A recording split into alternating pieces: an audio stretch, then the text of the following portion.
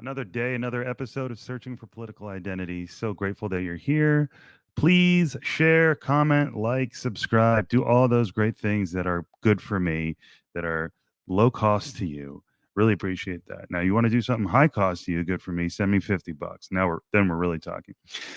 I won't do a long intro. I will just say that my guest today was Frankie Lozada. He is currently a Democratic presidential candidate.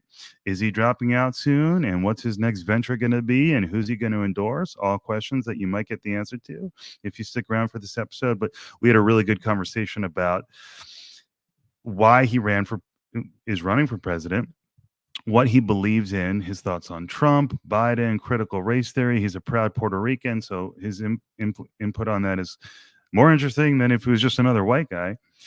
Eventually, I'll have a black guy and ask him about critical race theory. I mean, I'm joking, but maybe I really should do that. Anyway, now that I've said too much and gotten myself in trouble, let me just thank you for being here again and say enjoy this conversation. Frankie Lozada, Lozada2024.com. Check him out. Support him. I guarantee you after listening to him, you will want to support him. Super guy. Unbelievable. So grateful to have connected with him and enjoy. Bye. So Frankie Lozada, Mr. Lozada, with all due respect, welcome to the program. Thank you for being here on this Easter Sunday. I appreciate you, Brian, for having me. It's going to be a good little day for us. I'm finally home with family for like the first time in months, which is always good to see them. So you're running for president as a Democrat, and you're not very well known, which has nothing Correct. to do with your quality. So does that mean that you're busy as hell, away from home all the time? It does mean I have to be more active on the campaign. Like if you've noticed, I don't know if you've been following the primaries along the way, but there's a lot of states that you could just pay to get on the ballot. So those are ballots where you're going to have 20 candidates like in New Hampshire, 7 or 8 in Texas, whereas Illinois is one where you actually had to get out, do the signatures like New York does.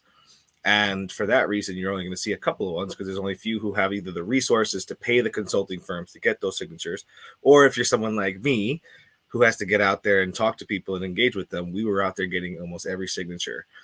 There wasn't probably a single signature in Illinois that I wasn't in presence of. So how is your effort going? I mean, and we're going to back up after this, but how is it going? I mean, I'm kind of following the primary a little bit, I guess, but I'm really focused on myself, my job, my podcast, my girlfriend. So not really. So tell me, how's it going? I mean, tell me. Well, Biden has already won, technically he's the projected winner because he already has enough pledged delegates. Now, in a long shot, that doesn't really mean anything until officially in August when the convention meets and they actually decide and pick the candidate. A lot can happen there. He can decide to step down. He can, maybe the DNC has other plans. But as of right now, he has won the nomination. So like even our campaign has stopped focusing on ballot access in the other states. I think it's irresponsible for us to continue on a campaign to keep seeking donations from people, knowing that the race is potentially lost. Marianne Williamson thinks otherwise. So she's out there still campaigning and still doing her thing. Well, God bless. What is the difference in strategy there? That you're waiting, your strategy is, hey, because you're still active, right? You're kind of waiting. You're active, but only if Biden steps down or something happens. Whereas what is the difference between what you're doing and Marianne's doing?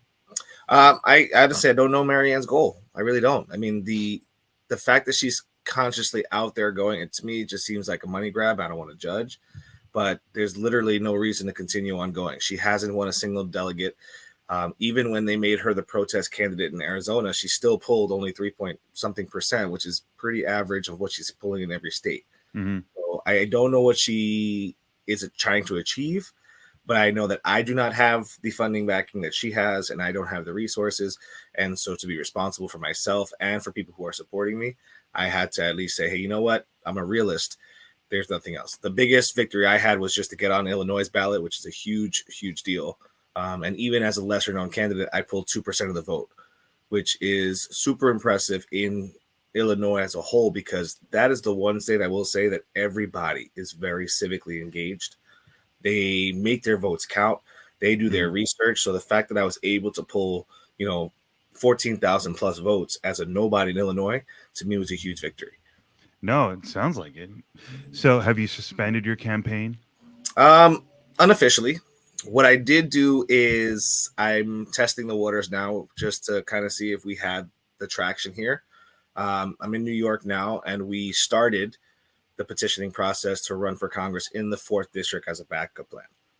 But we're, we have a week to get all the signatures, or not even now. Sure. We have 4 more days to get the signatures, and we'll see what happens.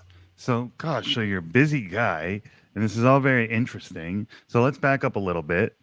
You are, first of all, you have a great website. Is Okay. it, let me just plug it, I'm mean, not even plug it, but Lozada2024.com. It's beautiful. Looks great, great message. And if you glance at it, you'll get a quick idea that you're a proud Puerto Rican, you're an entrepreneur, you're from Queens. So you told me before we started recording, is the business that you've been traveling the country for the wedding photography business? No, that one. I No? mean, it's all kind of intertwined. I had an experiential marketing company. So basically what we do is start to finish, depending on the client's needs, really dictates how involved we were. But from start to finish, we would make their event, just kind of flow. So I've done everything from small festivals to big auto conventions to expos, things like that. So pretty much if you've ever been to any event ever, that's what was in our wheelhouse. Mm-hmm. Okay, gotcha. And so you were doing that for 15 years, basically? Yep. And then roughly, and then pandemic hit. So what I chose that industry because it was recession proof, depression proof, and I figured I was chilling, for the rest of my life. You didn't figure there'd be a pandemic. Never crossed my mind, not once. Mm-hmm. So unbelievable. Yeah. And the first thing to go during the pandemic was live in-person events. So we took a huge major hit, but it ended up being a blessing, because then I was able to leverage a lot of the connections and clients that I had worked with in the past. And so we worked on a government contract together, which sent me to the Mexican border to work for almost 2 years. So it was a very, very life-changing experience. Wow. So obviously I was going to ask you, how do you end up running for president, right? But it must go through this experience that you just referred to. It's a lot. That experience drove me to run for Congress first back in 2022. And then I ran against a very corrupt politician. I got drawn out of my own district, which hurt my campaign a lot during the changing of the maps. And then they created all of these nonsense lawsuits and barriers for me to get on the ballot in the first place. And so that weekend, we had to make a decision. We had to make a decision whether we were going to spend the quoted $60,000 to fight the case by the election attorney. And we decided not to fight those lawsuits. We decided to find a way to project our voices a lot more. And so I figured, instead of joining Congress, if you look, granted, my website doesn't say too much about it, but there's a lot of my platform that's very unique. No other politicians are talking about it. And it really helps the American people. You're talking about the credit reform. That's one of them. Is that one of them? I'm trying to think of ones that would jump at me as straight up unique. The credit repair assistance. So I do voter expansion. Go on. Tell me what you mean by unique. What do you think is unique about your policies? Because they're amazing. They're great. They're strong. They're beautifully laid out. And I would agree that you have a unique, like, one sentence for each plank. It's like, all right, this is my specific plan. So maybe your solutions are unique. I think so. It's more the incorporation. So tell me about it. Like, obviously the credit reform, what it caps, doesn't go into debt, but what it does is it does cap federal interest rates on credit cards, so that we have a limit instead of being people charge 30% on their credit cards. It also allows them a second chance. So instead of spending 10, 15 years in rebuilding your credit, you take these financial literacy courses that we put into a curriculum. As you pass them and go, then you can continue on and with your new credit score, which gives you access to better bank loans, access to purchasing a home for the first time, to build that generational wealth, something that we didn't have way before, we weren't educated on earlier. My voter expansion, right now there's 4.5 million Americans who cannot vote, even though they hold the status of American citizen. So that's something that I was changing. And why? Because they don't have ID?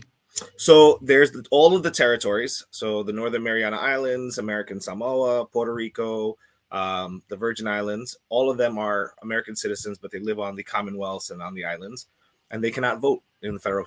That's just the way the law of the land. And DC, Washington, DC, on the mainland, there's 750 residents who, because DC is not, it's its own little sovereign state, they can't vote for the president. So you'd bring those people in. Okay.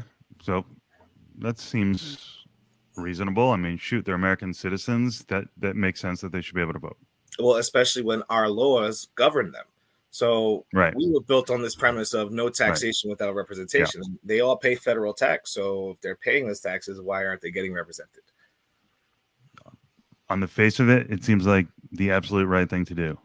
No doubt about it.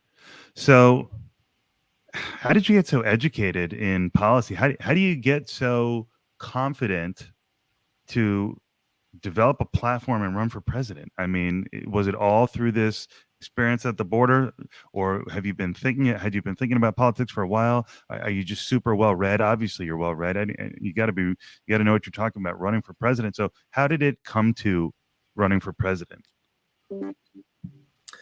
So back to that congressional thing. I started educating myself. I've been a lifelong activist in New York. So I come from a justice impacted family. My father did prison time and missed my whole childhood. So on the New York legislature side, I started familiarizing myself with laws and policy and finding ways to change it. And so when I started joining these community organizing groups, we sat there, we lobbied for certain laws. We learned to write legislation, and I try to switch up perspectives and wording. So we passed a lot of things that I have had a hand in writing over the past few years. And that's kind of where I started getting into policy. My time at the border was really what kind of broke me. And that's what pushed me into the congressional race. And when they created all of these legal barriers, I decided, hey, because of our uniqueness in our platform, because there's not a lot of representation for people that look like me and sound like me, instead of having my voice drowned out by 434 other members of Congress, let me take the center stage where I don't see anybody else trying to do. So we decided to elevate up and take our chances. And to be honest, I mean, not because it's just me, but like as I sit back and look, considering that we didn't have the resources, the media, or anybody really taking control of our platform and our campaign, you know, we did a lot. We made it onto 14 states on their state ballots. We got blocked by 9 that we should have been on just because of the Democratic Party itself. So that's got to be some kind of traction. If they're keeping people off the ballot, that means we're doing something right. Absolutely. No, congratulations. I totally get that sense that you guys just performed really well, just straight up. So congratulations on that. It's something going on here. And so looking forward to seeing what you do next. So what should we make of politics today? You got Trump and Biden, it looks like. You're from Queens. Trump's from Queens. Is he the devil? What do your people in your life think about him and Biden? How should I view these guys? Well, I dislike both of them. I know I chose the Democratic line, and I know people give me a lot of slack for it, and they all like, why didn't you just run independent? Perfect example. This is a great election to speak about this. Why didn't I run independent? Perfect. My last name is not Kennedy. We have Robert Kennedy running with $40 million in his bank account just to try to get on 10 states. You know, and he can't even do it. Look at the obstacles he's doing. So how do you expect me, who's not a Kennedy, who doesn't have 40 million in the bank, to run as an independent? So I'm one that I don't like to duopoly. I don't think it helps and benefits anybody, but I'm willing to play the game in order to beat the game. You know, you have to let people know, hey, this is under new management. This is how we're going to do things. This is not how we're supposed to be in this country. And this is the message that we're going to send. But I just like both of them. I don't hate Trump. Trump is actually, you mentioned it. We're both from Jamaica. We actually share the same birthday, and we were born in the same hospital. That's interesting. I was born on Biden's birthday. No way. Yeah, isn't that funny? Yeah, dude. So go on. Tell me more about this connection and how you feel about the guy. So we were born in the same hospital on the same day, 43 years apart. Wow. And I don't dislike him. I think that I don't like how he speaks, but I think Mm. the bigger message is that the Americans need to really understand the the understanding of policy and how it's made here in this country. So while yes, Trump could be the president, but to be honest, what his laws or what his powers can do are very limited to how they impact our everyday lives. Right. That's more up Our, to Congress. exactly. And pardon the interruption, but just one of the things I learned in law school as I start to awaken to politics is this idea that the Congress, yes, makes the laws for here at home, and there's obviously a huge debate about what kind of powers they should have, but it's not the president's job. The president is really the foreign policy guy and the enforcer of the laws Congress makes. But that today, and Vivek talks about this a lot, the bureaucracy, the fact that we have this managerial class, this administrative state so I guess what I'm saying is it's more important today who the president is in regards to domestic policy because of the administrative state, because they choose who makes these regulations that really Congress should be making, but Congress has delegated their lawmaking authority to this administrative bureaucracy that is in charge, the president's in charge of. So yes, it's limited totally, but there is this dynamic of where the president has some real power over our daily lives. But I didn't mean to interrupt you, but that's an interesting dynamic, right? It really is. And I mean, as the executive branch, like we're allowed to recommend laws and policy to Congress, at which point they're supposed to actually make the laws, vote on it, and enact them. But we've probably had in the last two presidencies the most executive orders I've ever seen signed in my lifetime, and I think that is a true violation of what it really means to be in this democracy and to follow the Constitution.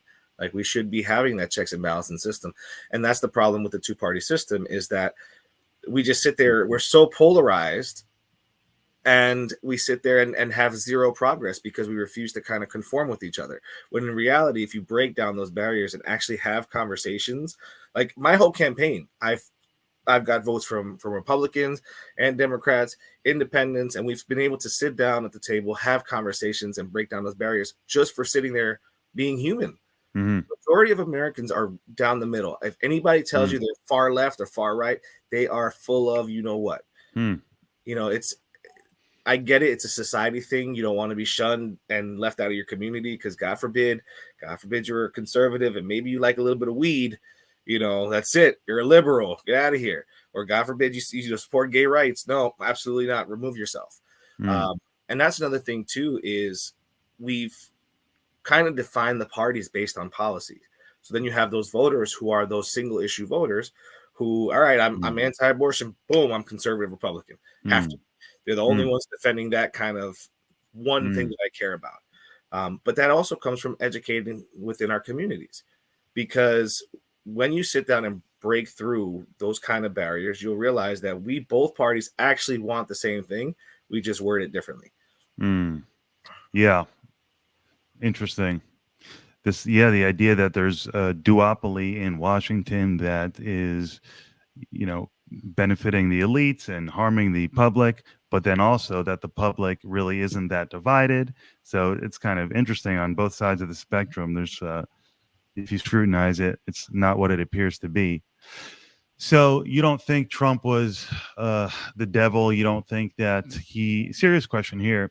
Do you think that he would try to stay in office for a third term if he were to get reelected? Do you have those kind of fears? I don't. And I'll be honest. Well, it's upsetting. I probably am the only one on the Democratic side right now. In New Hampshire back in January, they asked me if I were elected, would I pardon Trump should he have been convicted of anything? And I said that I probably, maybe, from what I'm watching right now with the due process and how they're treating him, that is a perfect example of how flawed our criminal justice system is. Because what they're doing to him, they're not doing to anyone else. And I'm a proponent of fairness. I've been fighting the same system for years here in New York. And so I feel if there's anything that was done wrong out of bias and personal interest, I would pardon.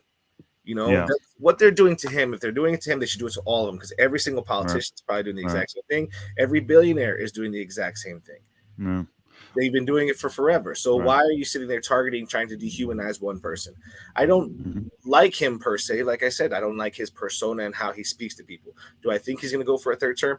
Absolutely not. Do I think he loves the media attention? Of course.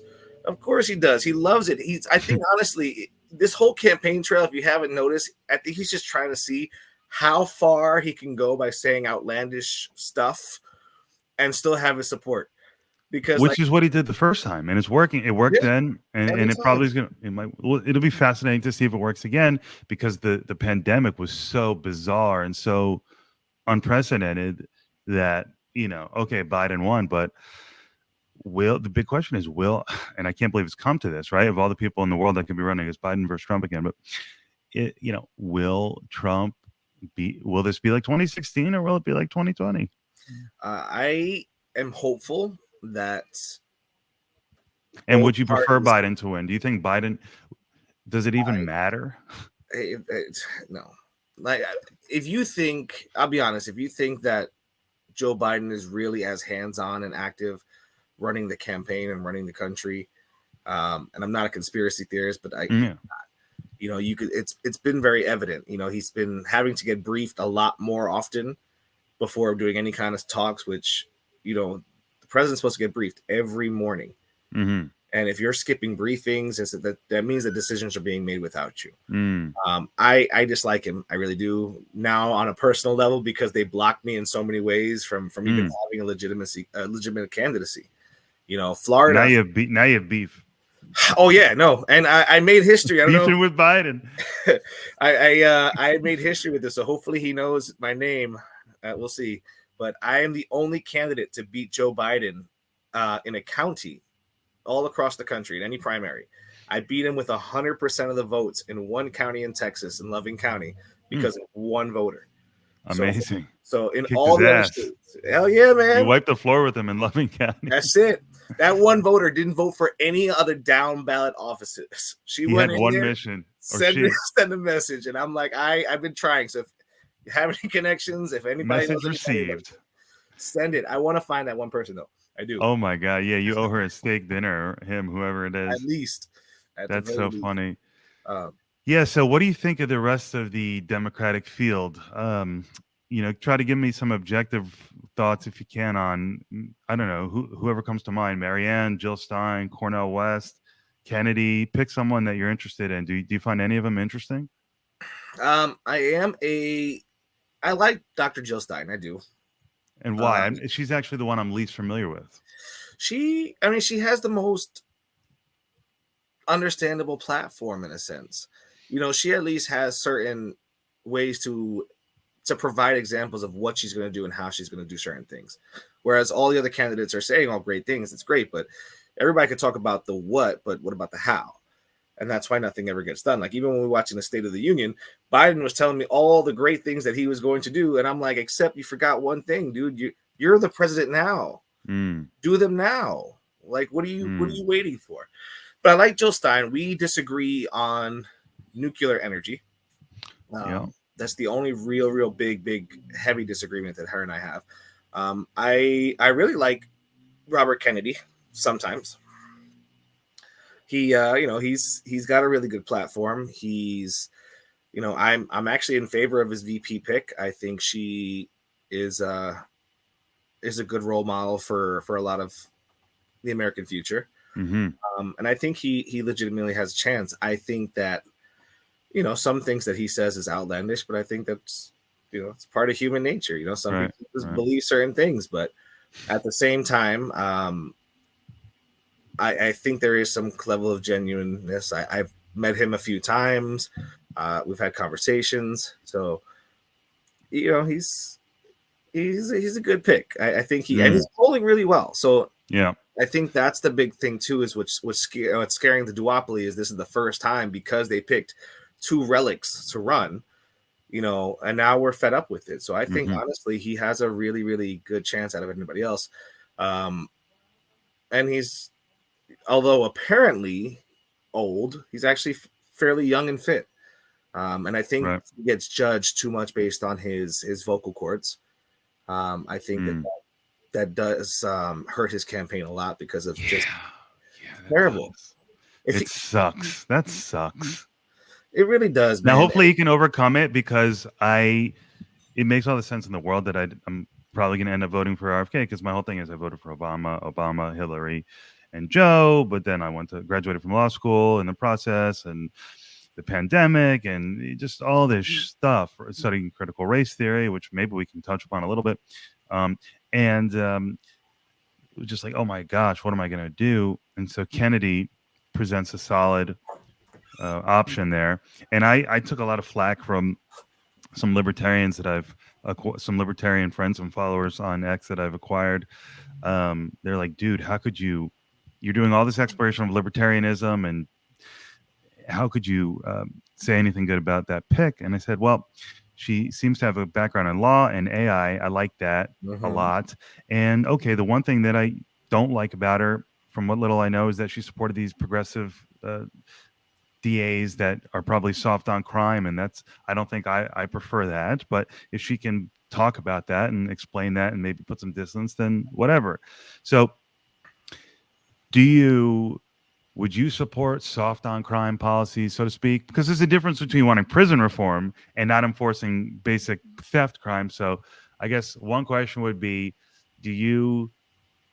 would you prefer soft on crime policies or not? Yeah, I took some crap from these libertarians for it, but I think she's a good pick.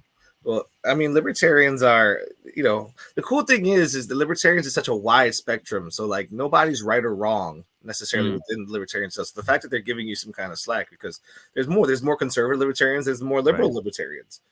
So it's like it's very interesting dynamic. But I think honestly, if more Americans looked into what the Libertarian Party fought for, more people would be. So they're growing that traction, which is great. Being soft on crime or hard on crime, one of the things I pride myself on is during my congressional race, I never ever used the term defund the police. I didn't. I thought that was a trigger word, and my stance was to unify the community, not disengage with them. And as soon as you start using trigger words like that, I learned in the years of activism, you're supposed to make people uncomfortable, but at the same time, that was becoming a disconnect. So as soon as you defund the police, there's no conversation. You're on your side, I'm on my side. And police are necessary evil. Like crime is inevitable at the moment. Obviously it stems from systemic barriers like poverty, lack of education within those communities, which is why you see those areas with the higher levels of crime. But no, I don't think I should be soft on crime. If you do a crime, you should do some time. Now, my criminal justice reform focuses on those systemic barriers and trying to fix those to reduce the crime naturally. That we have less of an impact there.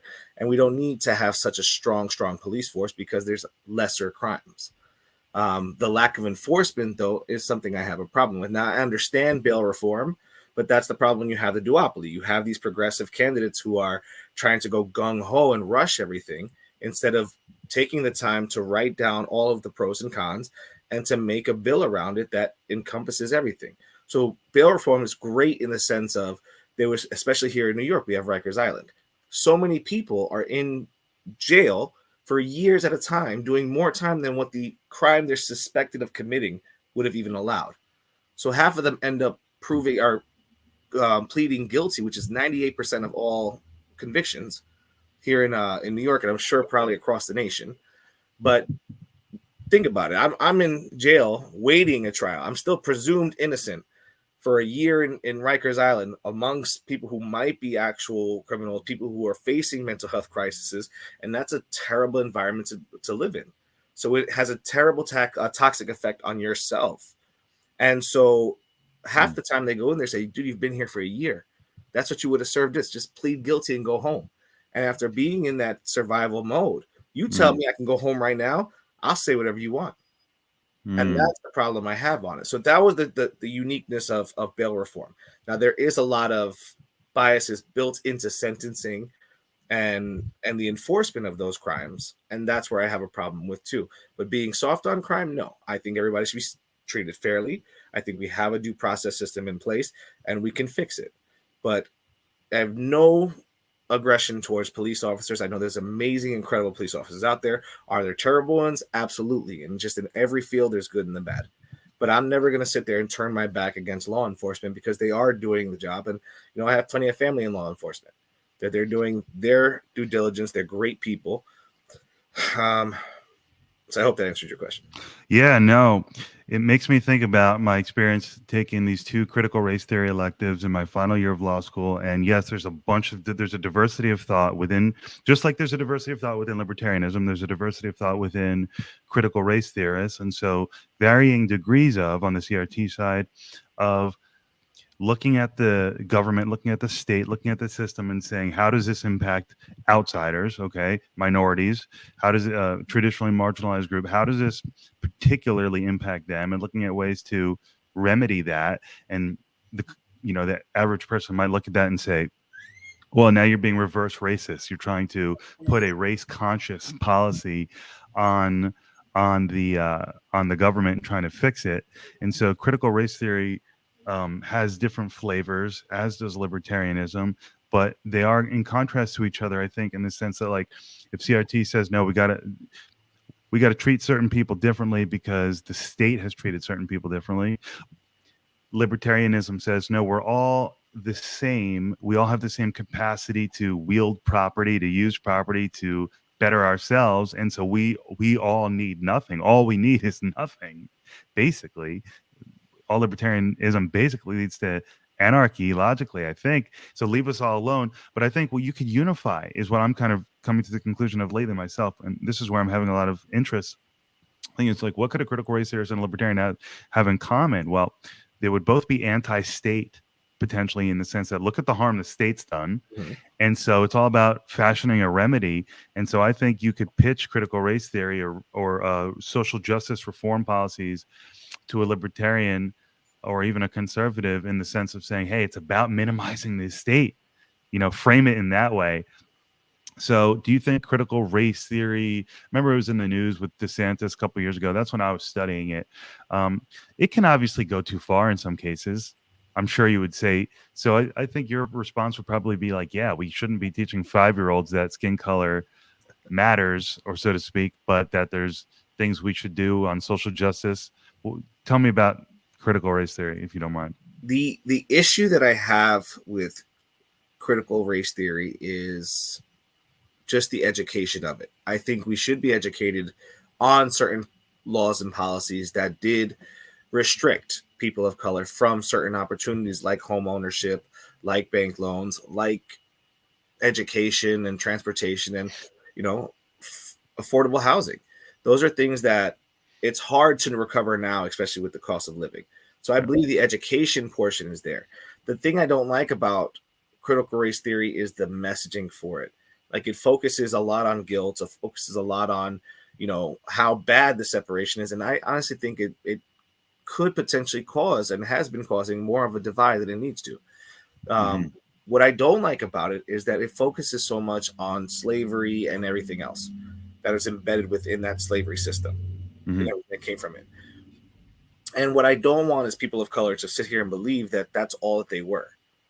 And I'm like, no, if you look at the actual African history from Africa, they were scholars, they were inventors, they were philanthropists. They sat there, and they were, some of the most admired people in the world.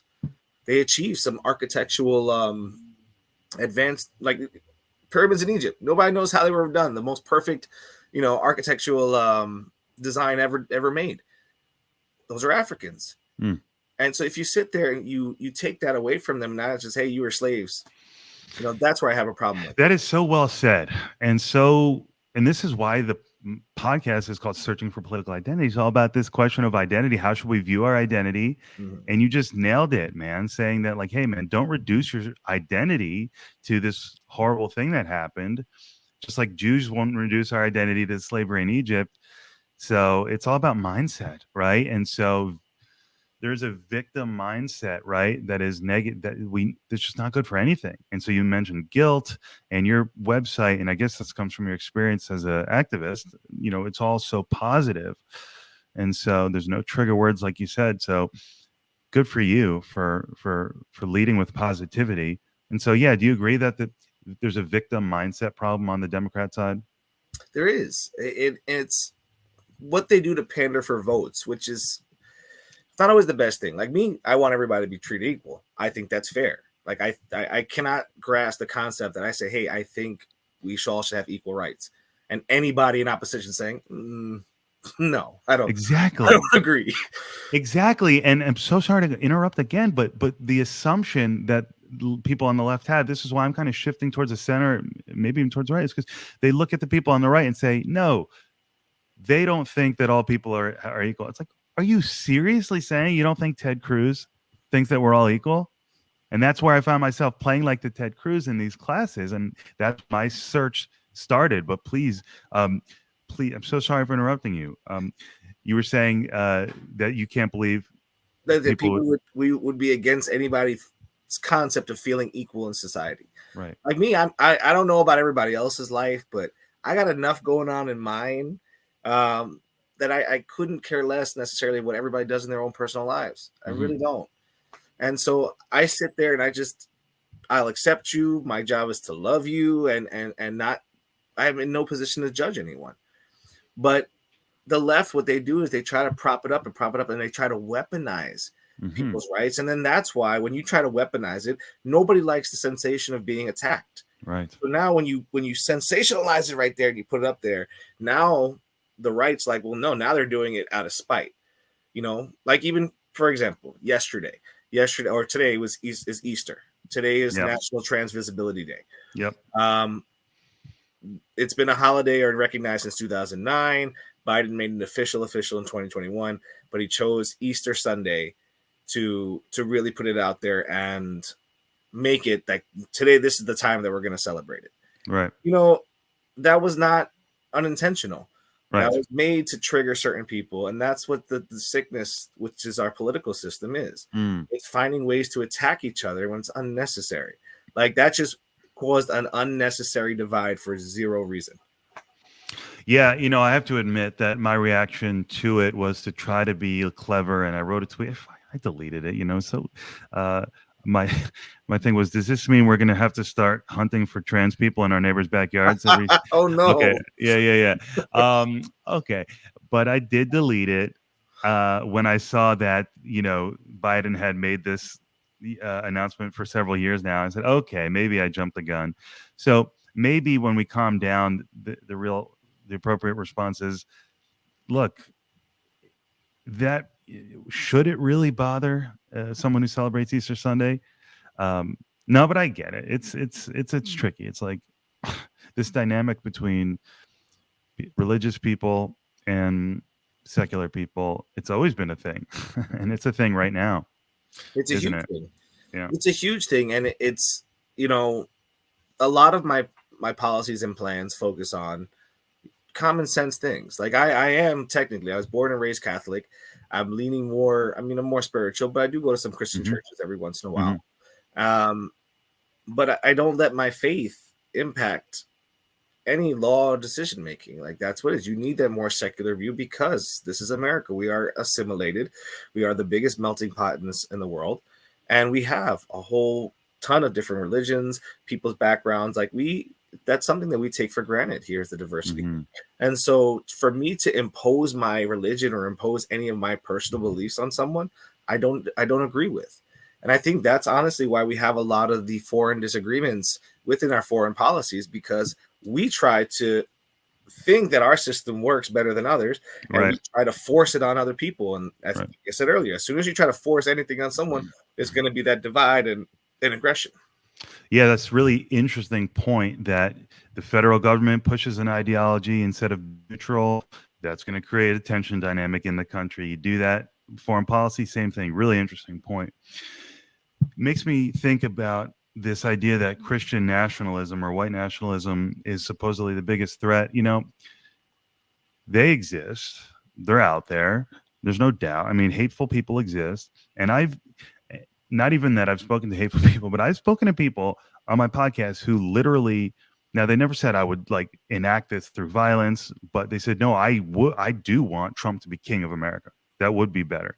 There are people. So do you think Christian nationalism, white nationalism is a big problem in this country. Do you get that feeling? I won't say that it's a huge problem. I think they are a small community, and I think they're just the loudest. I think that's something that we forget too. Is from growing up in the hood, I've learned that the people who are the loudest usually have the less impact, or they're less capable, so they're not as tough. So I They're not tend as effective. exactly, and so I tend to ignore them a lot. That's one of the big divides. Like, there's going to be extremists on all different sides. Like, honestly, there's people who praise and idolize God, which if I mean, Trump, as if he were a god, which is technically against the Bible, but that's how they're choosing to live their life. And there's people who on the other side who think he's Satan in the flesh. But that's the beauty of this country is, believe how you want, live how you want. I refuse to live with any kind of hate on it. But those are the people I do believe should not hold any kind of office, because those are the ones that are more inclined to push their narrative and push their non-secular views onto society.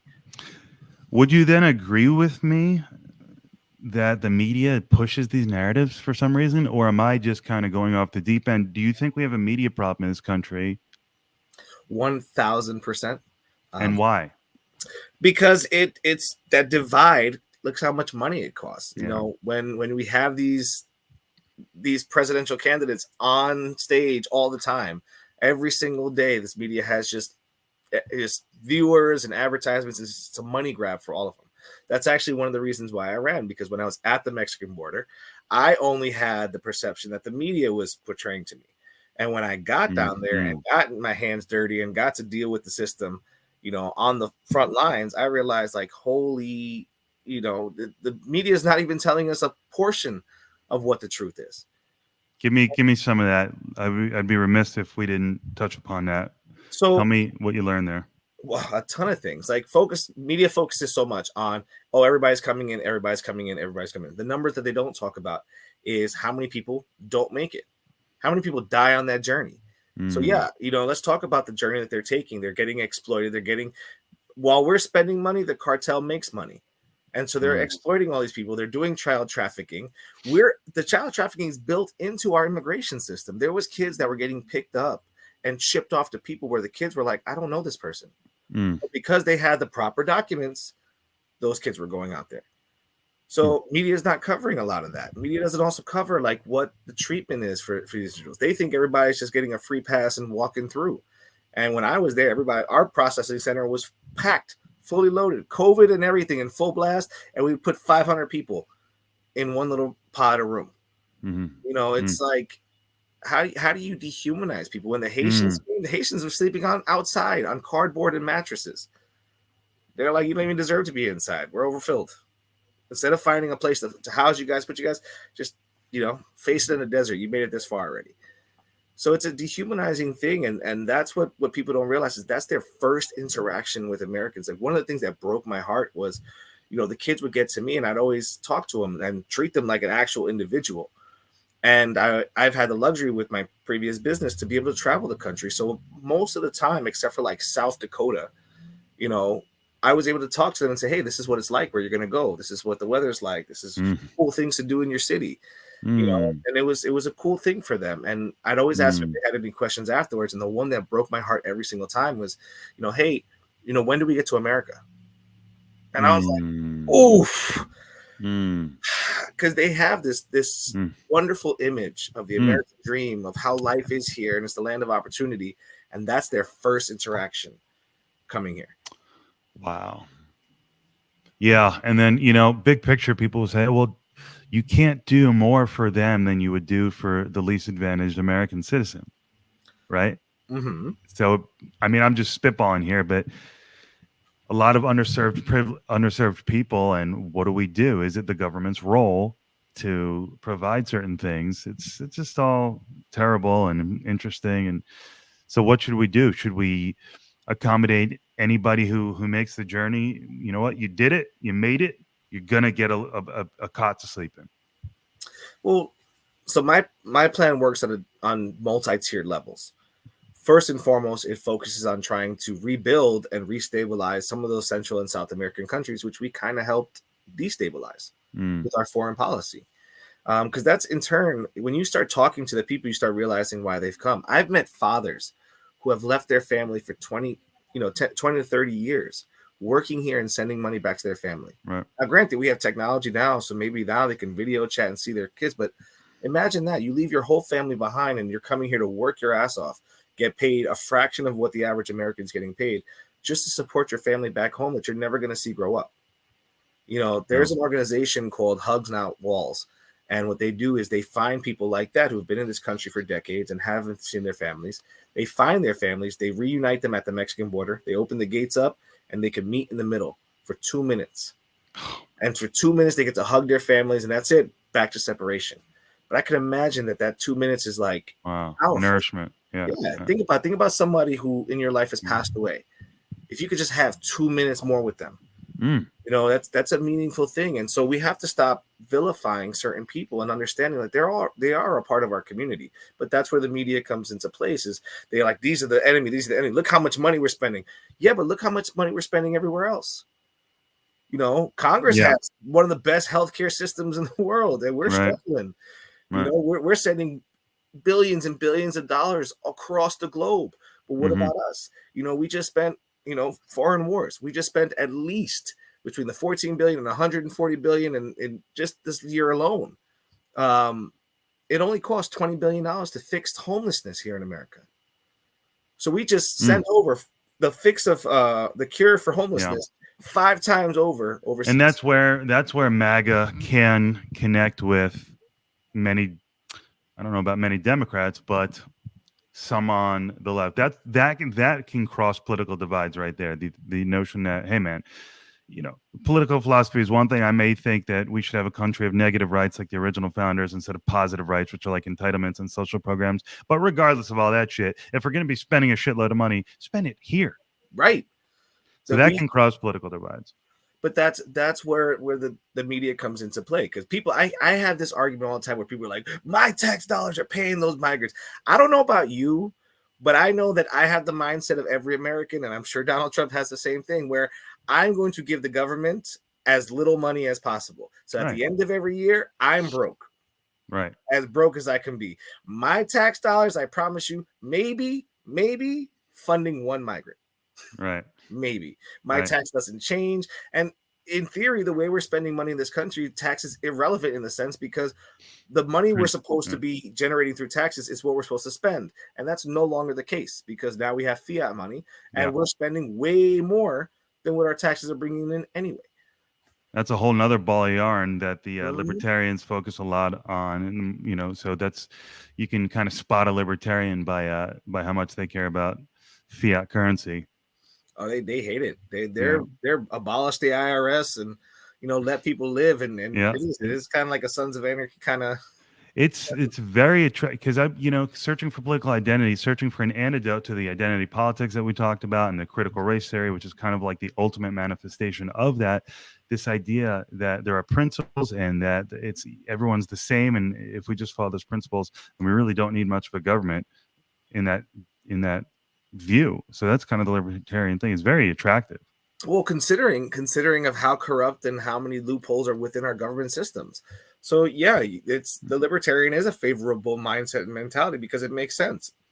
This whole country was founded for the people, by the people. And somewhere in that translation, because of the party system, we've lost that entire traction. Like the people's voices, they've lost hope in the system. They've lost faith in the system. That's why we don't even vote. And so that's been able to make them manipulate it even further. Yeah. And that's what so far my insight has been in so far this year, talking to a bunch of libertarian presidential candidates. I spoke to Jason Palmer, who was a colleague, I guess you could say, of yours in the race, which was really exciting. And now I've spoken to you, which has been amazing. And I thank you so much. And the big insight has been, what is a libertarian? Okay, you want to get rid of the government, basically, because the government is a vehicle for corruption. Whereas independents say, no, we just got to get rid of the bad actors in the government. The government itself can be fine. So in other words, the libertarian would say, not only drain the swamp, but bulldoze the land. The independent would say, Huh? drain the swamp, just actually do it. So it's very interesting dynamic. And like I said, I could see myself going for Kennedy in the end, but we got a few more months. And so it'll be crazy to see what happens. You think Biden will end up being the nominee? I hope not. I not just for personal reasons, but I honestly I think Americans deserve better. I think it's a joke. It really Yeah. is. Like if I've had the blessing of traveling to other countries, and when I go there, and the first thing they talk about is our leaders, and they're making fun of us, and they're Right. talking about us, and they're it's Oh, it's man. disheartening. Right. I have such a some great memories here. I have such a beautiful vision for America of how it should be and how it was promised to me. And that's how I see this country, and that's how I know we have the potential. I've done the math and the research. We can make it to that same amazing place that these migrants are believing in when they're coming here, which is that motivation to take that journey. I don't know if you've ever been to a citizenship ceremony here. For the people who get there, No, you have to no, go. I I will. attended one. I will. I I'm going to attended write one. that down. You have to. It is incredible. I went to one in Nevada right before the primaries, and I was so beautiful. I sat through like two or three of them, and it was incredible because I've never seen so many more proud Americans than the ones that just got there. Right. And The I felt freshest- like yeah. it meant so much more to them. Like Right. they were so proud of it. Like that, I was like, man, I wish you could just tell that to everybody who lives here and gets that benefit and that privilege for doing nothing. Right. And that's what I liked about Vivek was like, hey man, earn it, earn your citizenship rights. So very interesting time, a lot going on. And you're incredible, really, bro. Appreciate that. Thank you. I mean, what a force you are and a positive force. So I think there's really good things in your future. And for our country, I think you're going to be making a difference one way or another. I'm convinced of it. So really grateful for your time and for what you're doing. And you've given me a lot to chew on, but it's all positive. And just so kudos to you for doing the great work, man. And you're just getting started, I think. No, we're not done. Yeah. We're not done. Yeah. We actually, I think, if I have to be honest, once I make my final determination to drop out, I believe we are going to push all of our resources into Team Kennedy for sure. Gotcha. Very interesting. Yeah. In talks and good for you. Excellent. Well, I'm excited for you. I'm excited in general. I'm excited about my podcast, and you've blessed me. I'm not being a joke there, and so it's just a great addition for this show, and so I really appreciate it, man. No, I appreciate you having me and taking the time. Yep. Likewise. Happy Easter to you. Have a great Sunday. Thank you, Brian. Take care. Have a good one. Later on, brother. Take care.